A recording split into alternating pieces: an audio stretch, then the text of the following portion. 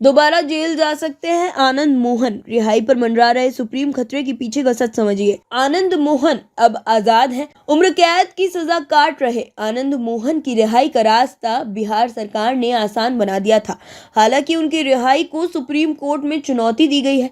इसी के साथ उन पर फिर से जेल जाने का खतरा मंडराने लगा है। लोग तो ये भी कहने लगे हैं कि काश नीतीश पहले आरजेडी के साथ चले गए होते तो शहाबुद्दीन के जीवन की डोर जेल में नहीं टूटती। पूर्व सांसद और बिहार के बाहुबली नेता शहाबुद्दीन 2 दशक से अधिक जेल जीवन बिताते हुए आखिरकार कोविड के शिकार हो गए थे। तिहाड़ जेल में रहते उनकी तबीयत बिगड़ी और अस्पताल में उन्होंने दम तोड़ दिया।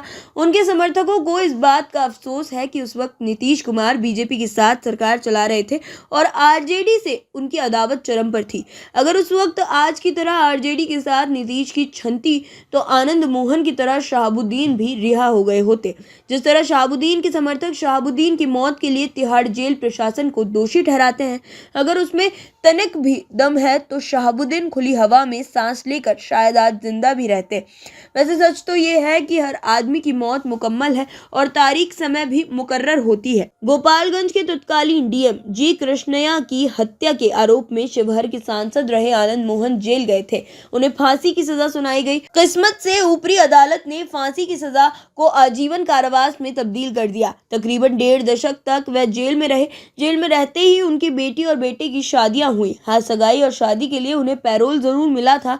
बेटे की सगाई के दिन आनंद मोहन की रिहाई की खुशखबरी आई जब नीतीश कुमार की सरकार ने जेल मैनुअल में संशोधन कर दिया। आनंद मोहन अब जेल से बाहर खुली हवा में सांस ले रहे हैं और एक बार फिर राजनीतिक अखाड़े में उतरने की तैयारी कर रहे हैं। लेकिन सुप्रीम कोर्ट में उनकी रिहाई को चुनौती मिलने के बाद एक बार फिर उन पर जेल जाने का खतरा मंडरा रहा है। उम्र कैद की सजा काट रहे बंदियों की रिहाई का जेल मैनुअल में पहले से एक प्रावधान था, लेकिन वह सभी तरह के बंदियों के लिए नहीं था। लोक सेवकों की हत्या के मामले में वह प्रावधान लागू नहीं होता था।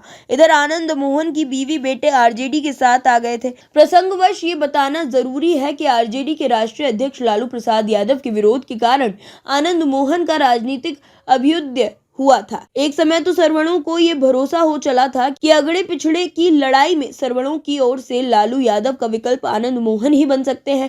खैर, समय एक जैसा तो नहीं रहता। राजनीति में तो ये बात शिद्दत से महसूस की जा सकती है। आनंद मोहन के बेटे चेतन आनंद आज आरजेडी के विधायक है तो पत्नी आरजेडी के टिकट पर विधायिका का चुनाव लड़ चुकी है। अब तो वह काराकाट से सांसदीय चुनाव लड़ने की तैयारी भी कर रही है। आरजेडी और नीतीश कुमार के एक साथ हो जाने के बाद कयास लगाए जाने लगे थे कि अब आनंद मोहन की रिहाई तय है।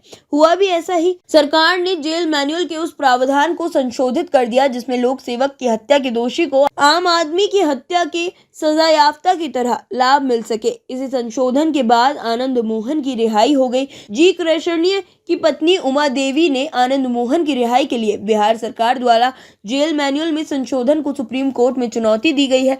8 अगस्त को इस मामले पर अगली सुनवाई होनी है। पहली सुनवाई के दौरान सुप्रीम कोर्ट ने बिहार सरकार से रिहाई की बाबत जवाब तलब किया है। राज्य सरकार विधि विशेषज्ञों से जवाब के लिए राय मशविरा कर रही है। 8 अगस्त को इस मामले में फैसला तो नहीं आ पाएगा, लेकिन कोर्ट के रुख से संकेत तो जरूर मिल जाएगा कि आनंद मोहन फिर से जेल जाएंगे या रिहाई बरकरार रहेगी।